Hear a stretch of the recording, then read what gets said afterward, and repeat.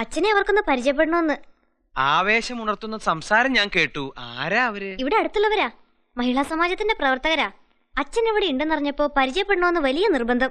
Mahesh tour പോയിരിക്കുന്നുകൊണ്ട് ഇവിടെ ആരും ഇല്ലാത്തതിനാൽ അവൻ പ്രത്യേകം നിർബന്ധിച്ചിട്ടാണ് ഞാൻ ഇവിടെ വന്നു നിൽക്കുന്നതെന്ന് നീ അവരെ ധരിപ്പിച്ചില്ലേ? നമ്മുടെ കുടുംബകാര്യം തന്നെ അവരെ അറിയിക്കുന്നേ. അല്ലെങ്കിൽ ഞാൻ മരുമോന്റെ വീട്ടിൽ വലിഞ്ഞു കയറി കിടക്കുകയാണെന്നല്ലേ അവര് വിചാരിക്കുക? വിചാരിച്ചാൽ എന്താ? എന്താന്നോ, ഞാനൊരു ഗാന്ധിയനല്ലേ മോളെ. ഒരു ഗാന്ധിയൻ അധികം ദിവസവും ആരുടെയും ഔദാര്യം സ്വീകരിക്കാൻ പാടില്ല എന്ന് മഹാത്മജി നമ്മെ പഠിപ്പിച്ചത് നീ മറന്നോ മോളെ? ആദർശം പറയാണ്ട് ആ തൊപ്പി കൂരി വെച്ചിട്ട് അച്ഛനൊന്ന് അപ്പുറത്തോട്ട് വന്നേ.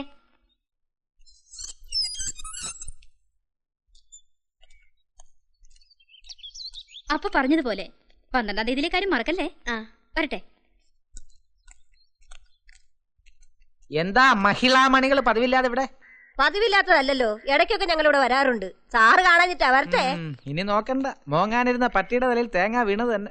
ഉലഹന്നാൻ എന്താ പറഞ്ഞത്? ഒന്നുമില്ല, സ്വന്തം വീട്ടിലെ വല കയ്യെത്തി അടിക്കത്തില്ല, സമൂഹത്തിലെ മാറാല അടിക്കാൻ ഇറങ്ങിയിരിക്കുക. സമൂഹത്തിലെ മാറാല അടിച്ചിട്ട് സൗകര്യമായിട്ട് വീട്ടിലെ മാറാല അടിച്ചാ എന്താ കുഴപ്പം? കുഴപ്പമൊന്നുമില്ല, സമൂഹം വൃത്തിയായിട്ട് വരുമ്പോഴേക്കും വീട് ഭാർഗവി നിലയം പോലെ ആവില്ലേ മൃദുലയുടെ അച്ഛാ? അതെ അതെ അതെ. താൻ പറഞ്ഞത് അവൾക്ക് ഇഷ്ടായില്ലെന്ന് തോന്നുന്നു. എങ്ങനെ പറയാതിരിക്കും മഹിയുടെ അമ്മായി അച്ഛാ? ഓരോ വീട് നന്നായ മതി, നാട് താനേ നന്നായിക്കോളും. അതാണല്ലോ ഇപ്പോഴത്തെ രാഷ്ട്രീയക്കാരും ചെയ്തുകൊണ്ടിരിക്കുന്നത്. അവരവരുടെ വീട് നന്നാക്കാനുള്ള തത്രപ്പാടിലല്ലേ? വളരെ ശരിയാ. തുറന്ന് ചോദിക്കുന്നോണ്ട് വേറെ ഒന്നും തോന്നരുത്. ഈ മദ്യവർജനം എന്ന് പറഞ്ഞ് നടക്കുന്നോണ്ട് സാറിന് എന്ത് കിട്ടും? വെള്ളമടി നടക്കും. മദ്യ വ്യവസായികൾ സംഘടനയ്ക്ക് തരുന്ന സംഭാവന കൊണ്ട് യാത്രാ ചെലവും വെള്ളമടിയും നടക്കും. നാരങ്ങ വെള്ളം. മദ്യവർജന സമിതിക്ക് മദ്യ വ്യവസായികളാണോ സംഭാവന വരുന്നത്? പിന്നല്ലാതെ. ഞങ്ങൾ ഓരോ സമരങ്ങളും ജാഥകളും സംഘടിപ്പിക്കുമ്പോൾ വിളിക്കുന്ന മുദ്രാവാക്യങ്ങളിൽ എത്ര തവണയാ മദ്യം മദ്യം എന്ന വാക്ക് ആവർത്തിച്ച് പറയുന്നത്? മദ്യത്തിന് ഇതിൽ പരം ഒരു പബ്ലിസിറ്റി കിട്ടാനുണ്ടോ? ശരിയാ, അതിനവര് സംഭാവന തന്നേ പറ്റൂ. ഇപ്പൊ ഇവിടെ നമ്മൾ മാത്രമല്ലേ ഉള്ളൂ. തുറന്നു പറയണം, സാർ ഇതുവരെ ജീവിതത്തിൽ ഒരു തുള്ളി മദ്യം പോലും കഴിച്ചിട്ടില്ലേ? ഒരു തുള്ളി കഴിച്ചാൽ എന്തെങ്കിലും ആവൂടാ കഴുതേ. 1.5 കുപ്പി വരെ ഞാൻ ഒറ്റയ്ക്ക് ഇരുന്ന് ഇങ്ങനെ അകത്താക്കിയിട്ടുണ്ട്. മദ്യത്തിനെതിരെ പോരാടാനുള്ള ആവേശം അന്നാണ് എനിക്കുണ്ടായത്. ഉള്ളത് പറഞ്ഞാൽ അന്ന് തോന്നിയ ആവേശം സത്യത്തിൽ എനിക്കിപ്പില്ല. അത് സാർ ഇപ്പൊ കഴിക്കാത്തോണ്ടാ. വല്ലപ്പോഴും 1-2 പെഗ് വീശണം. അനാവശ്യം പുലമ്പരുത്. കുടിച്ചു തുടങ്ങിയാൽ പെഗ്ഗിൽ തീരത്തില്ല, കുപ്പിയിലേ നിൽക്കൂ. ഇന്നത്തെ വിലക്ക് നമ്മളെ കൊണ്ട് അത് താങ്ങാൻ പറ്റുമോ? വാസ്തവം. പുതിയ മിനിസ്റ്റർ വന്നിട്ടും വിലയിൽ കുറവൊന്നുമില്ലല്ലോ. പിന്നെ സാർ ഇവിടെ ഒറ്റയ്ക്കിരുന്ന് ബോറടിക്കാതിരിക്കാൻ കമ്പനി തരണമെന്ന് പറഞ്ഞിട്ടാ മഹേഷ് പോയത്. അതാ ഞാൻ വന്നത്. എന്താ? അതെ, നേരെ ഇത്രയല്ലേ ആയുള്ളൂ. ഇപ്പൊ തന്നെ തുടങ്ങണോ? എന്ത്? പകലെങ്കിലും നിരോധനം ഏർപ്പെടുത്താന്ന് വിചാരിച്ചാ അതിനും സമ്മതിക്കില്ല. സോഡ നിർബന്ധം ഉണ്ടാവോ ആവോ? മോളെ 2 ഗ്ലാസ് ഇങ്ങനെ എടുത്തേ.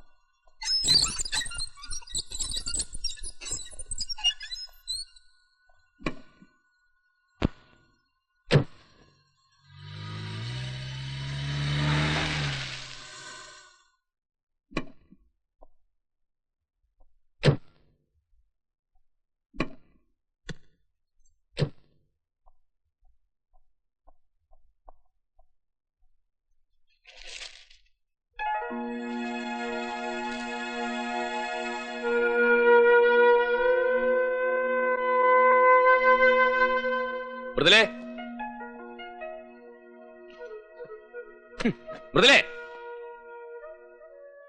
ആഹാ, ചേട്ടൻ വന്നോ? നാളെ വരുന്നല്ലേ പറഞ്ഞത്? എന്താ ഇതവൾ എടുത്തോണ്ട് പോയില്ലേ? പച്ചക്കറിക്കാരി വന്നിട്ട് ഞാൻ സാധനം മേടിച്ചോണ്ടിരുന്നപ്പോഴാ അപ്പുറത്തെ മാലതി ചേച്ചി വന്നത്. അവരുടെ മോനെ എൻട്രൻസിന് കിട്ടിയില്ല. ഇനി ബാംഗ്ലൂര് മറ്റോ കൊണ്ടേ ചേർക്കാൻ പോവാത്രേ.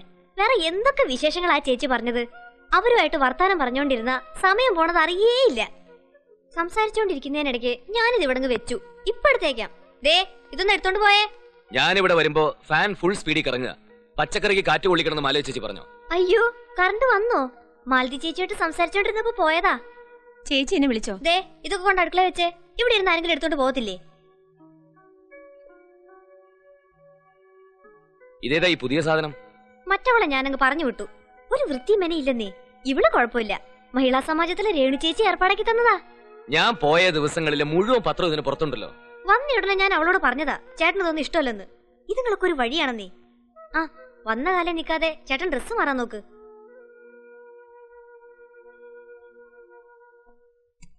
മൃദുലേ, ഓ വരുന്നു. അവിടെ എന്താണോ സ്ഥാനം തെറ്റി കിടക്കുന്നത്?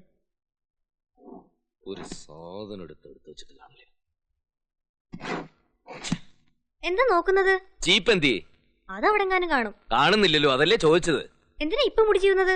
എങ്ങോട്ടെങ്കിലും പോണോ? എങ്ങോട്ടെങ്കിലും പോണെങ്കിൽ മാത്രമേ ചീകാവുന്നുണ്ടോ? ചേടാ ഞാൻ ചീവിട്ട് ഇവിടെ വെച്ചതാണല്ലോ.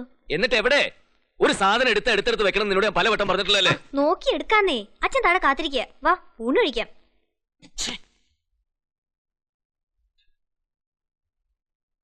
ചീപ്പ് ഇവിടെ ഇരിക്കുന്നു. ഇതെങ്ങനെ ഇവിടെ വന്നു? മാനത്തുനിന്ന് പറന്നു വന്ന് വീണു. എന്നോടാണ് ചോദിക്കുന്നത്? ഓ ഞാൻ ബെഡ്റൂമിൽ മുടി ചെയ്യിക്കൊണ്ടിരുന്നപ്പോഴേ താഴെ കോളിംഗ് ബെല്ല് കേട്ടു. ആരാന്ന് നോക്കാൻ വന്ന വഴിക്ക് ഇവിടെ വെച്ചതാ. അത് പിരിവുകാരായിരുന്നു. ഇതിൽ അപ്പടി മുടിയാണല്ലോ. ചീപ്പില് മുടിയല്ലാതെ പിന്നെ മുല്ലപ്പൂ കാണുവോ? ഈ ചേട്ടന്റെ ഒരു കാര്യം. അച്ഛാ കൈ കഴുകിക്കോളൂ.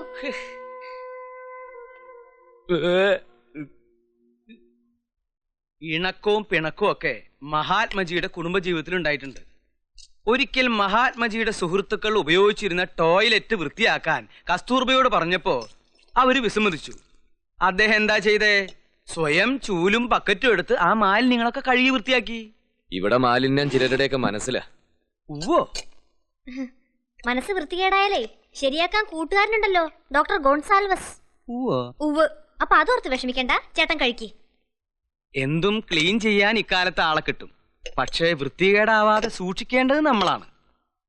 വേറൊന്നുമില്ലേ? എന്താ ഇതൊന്നും പോരെ? ഇതൊന്നും എനിക്ക് ഇഷ്ടമല്ലെന്ന് എനിക്ക് അറിഞ്ഞൂടെ? അച്ഛൻ ഇതൊക്കെ ഇഷ്ട. അച്ഛനും ഇഷ്ടമുള്ളത് മരുമോനും ഇഷ്ടമല്ല, മരുമോനും ഇഷ്ടമുള്ളത് അച്ഛനും ഇഷ്ടമല്ല. ഇവിടെ രണ്ടടുക്കള വേണ്ടി വരുമെന്ന് എനിക്ക് തോന്നുന്നേ. അതൊരു ബുദ്ധിമുട്ടാവില്ലേ മോളെ? ആർക്ക് ബുദ്ധിമുട്ട്? ഇവിടെ നിൽക്കുന്ന ജോലിക്കാരിക്ക്. അല്ലാതെ എന്റെ ഭാര്യ കൈയണങ്ങി ഒരു പാത്രം എടുക്കുന്ന പ്രശ്നം ഉദിക്കുന്നില്ല. പിന്നെ ഞാനൊന്നും ചെയ്യാതിരിക്കല്ലേ? എന്നിട്ട് ഞാനൊന്നും കാണുന്നില്ലല്ലോ. ഓ കാണുന്നില്ലെങ്കിലേ അത് കണക്കിൽ എഴുതിയാ മതി. നിന്റെ